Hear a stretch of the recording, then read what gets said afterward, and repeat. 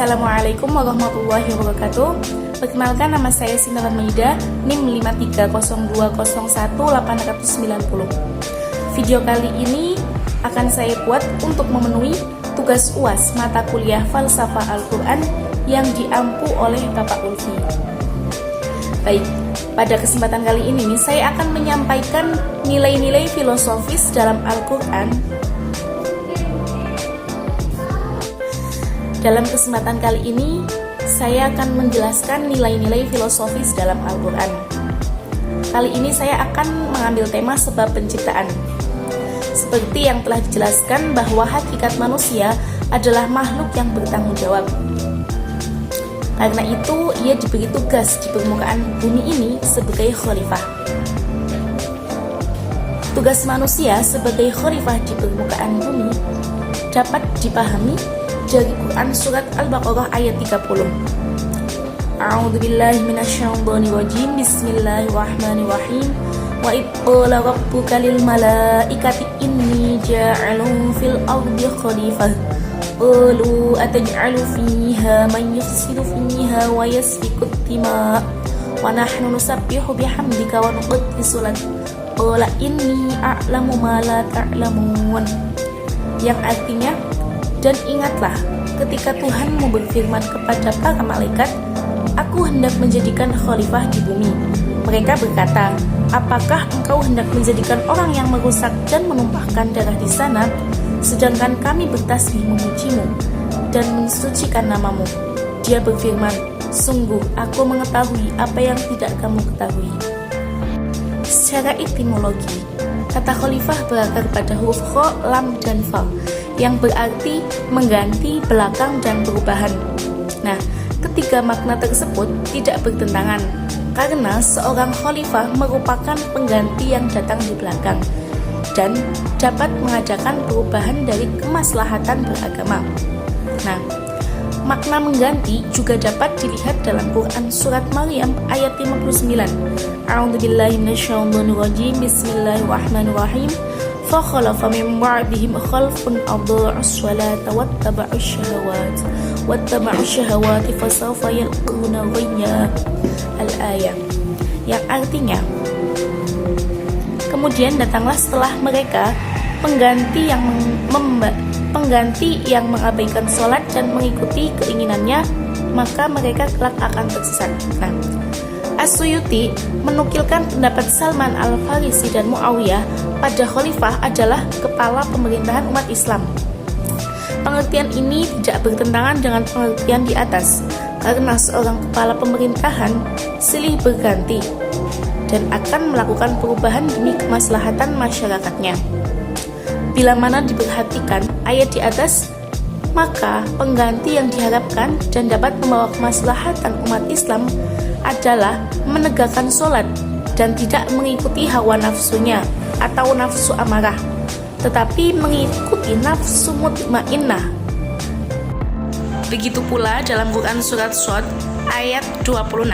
Jika dihubungkan dengan filsafat, maka yang menjadi filosof adalah yang mengikuti nafsu mutmainnahnya, yang dapat memimpin dan membawa negaranya menjadi Madinah Al-Fadilah. Nah, untuk mencapai hal tersebut, maka khalifah mempunyai kewajiban antara lain: 1. Mengabdi kepada Tuhan. Nah, tugas ini dapat dipahami dalam Quran surat Al-Dhariyat ayat 56. Bismillahirrahmanirrahim. Wa ma khalaqtul insa wal jinna illa liya'budun. Yang artinya, dan aku tidak menciptakan jin dan manusia melainkan supaya mereka mengabdi kepadaku. Nah, kata ya'budun berakar pada huruf ain, ba, dan dol yang bermakna kelemahan dan kehinaan, kekerasan dan kekasaran. Dapat pula berarti hamba sahaya, anak panah yang pendek dan lebar, tumbuh-tumbuhan yang memiliki aroma yang harum, juga berarti menyembah, mengabdi, dan taat. Dari makna inilah dapat dipahami bahwa ibadah adalah ketundukan dan ketaatan serta menghinakan diri di hadapan Allah Subhanahu wa Ta'ala. Nah, dalam bahasa agama merupakan sebuah konsep yang berisi pengertian cinta yang sempurna ketaatan, dan khawatir. Artinya, dalam ibadah terkandung rasa cinta yang sempurna kepada Sang Pencipta, disertai kepatuhan dan rasa khawatir hamba akan adanya penolakan Sang Pencipta terhadapnya. Nah,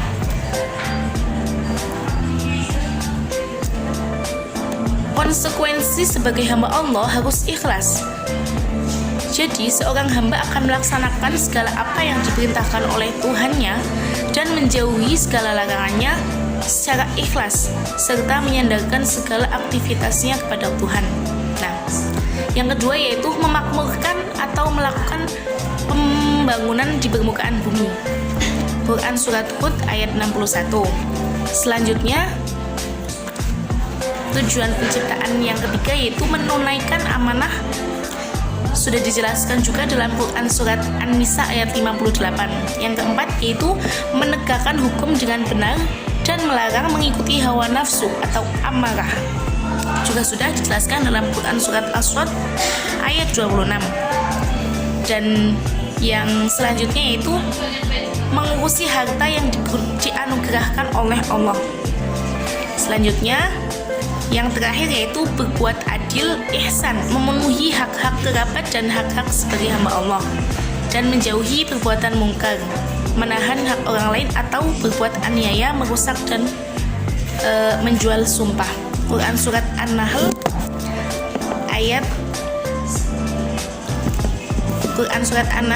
90 sampai 91.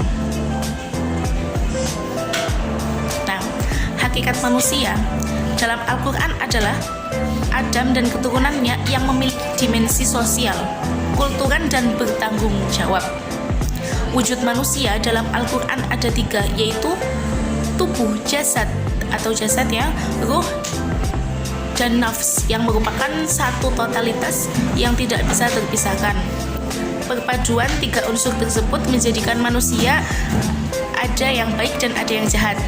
Nah, yang terakhir yaitu tugas manusia diciptakan adalah sebagai khalifah di permukaan bumi yang harus menjalankan ibadah kepada Allah, yakni mengikuti segala perintahnya dan menjauhi segala larangannya secara ikhlas dan penuh tanggung jawab.